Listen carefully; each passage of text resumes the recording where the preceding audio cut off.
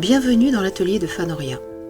Installez-vous confortablement et imaginez un matin de printemps.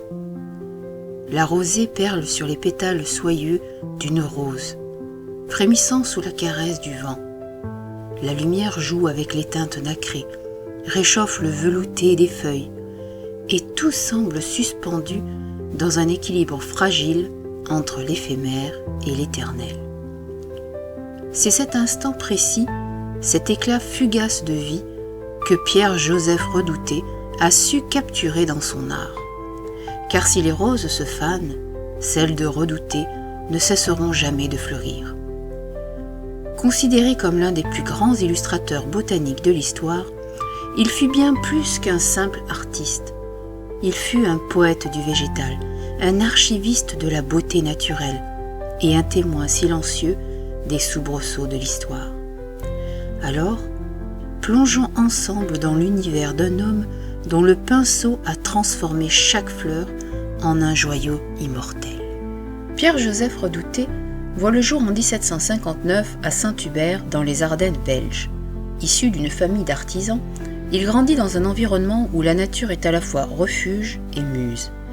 Son père, peintre décorateur, l'initie aux arts dès son plus jeune âge, et c'est en parcourant les forêts luxuriantes de son enfance que naît son amour des plantes et des fleurs. Mais si le jeune Pierre-Joseph rêve de dessin, les moyens de la famille sont modestes. Il quitte son foyer adolescent pour tenter sa chance comme peintre itinérant, ornant des intérieurs de décors floraux et religieux. Ce n'est que plus tard, au contact des grands naturalistes, qu'il trouvera sa vocation, unir l'art et la science pour capturer le règne végétal. Dans les années 1780, Redouté s'installe à Paris.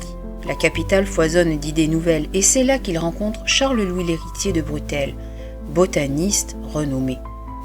Ce dernier perçoit immédiatement le talent exceptionnel de Redouté et le prend sous son aile. Il lui enseigne l'anatomie des plantes, leur classification, et lui ouvre les portes des serres du jardin du roi. Un véritable paradis botanique. Redouté développe alors une technique qui fera sa renommée, l'aquarelle sur velin. Contrairement aux peintres traditionnels, ces illustrations ne se limitent pas à la beauté esthétique, elles ont une précision scientifique fascinante. Chaque nervure, chaque ombre portée est rendue avec une minutie digne d'un bijoutier. C'est ainsi qu'il devient l'un des artistes botaniques les plus demandés de son époque. En 1798, un destin exceptionnel l'attend. Il est présenté à Joséphine de Beauharnais, épouse de Napoléon Bonaparte.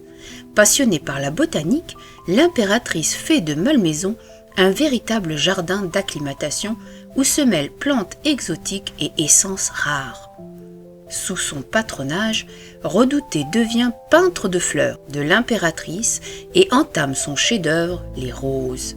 Ce recueil, publié entre 1817 et 1824, demeure l'une des plus belles collections d'illustrations botaniques jamais réalisées.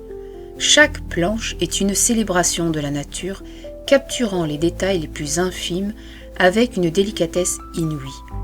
Mais si la gloire l'entoure, les années napoléoniennes sont instables.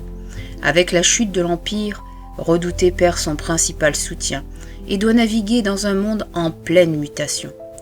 Pourtant, son talent demeure inégalé et il continue de publier, enseignant même son art aux générations futures. Pierre-Joseph Redouté s'éteint en 1840, laissant derrière lui une œuvre immense. Son travail ne fut pas seulement artistique, il contribua à l'histoire de la botanique en documentant des milliers d'espèces avec une précision inégalée. Aujourd'hui encore, ces planches continuent d'inspirer les artistes, les scientifiques et les rêveurs. Elles nous rappellent que la beauté de la nature réside dans les détails et que l'art peut être un pont entre le monde visible et l'invisible. Redouté nous a offert bien plus que des illustrations, il nous a légué une manière de regarder le monde, une manière de voir la nature non comme un simple spectacle passager, mais comme une écriture secrète que seuls les artistes savent déchiffrer. Et si aujourd'hui nous parlons encore de lui, c'est parce que son regard continue de fleurir dans chaque rose qu'il a peinte. Alors, lorsque vous observerez une fleur, souvenez-vous qu'un homme, il y a plus de 2 siècles, a su en capter l'âme pour qu'elle ne fane jamais. Merci de votre attention et à bientôt.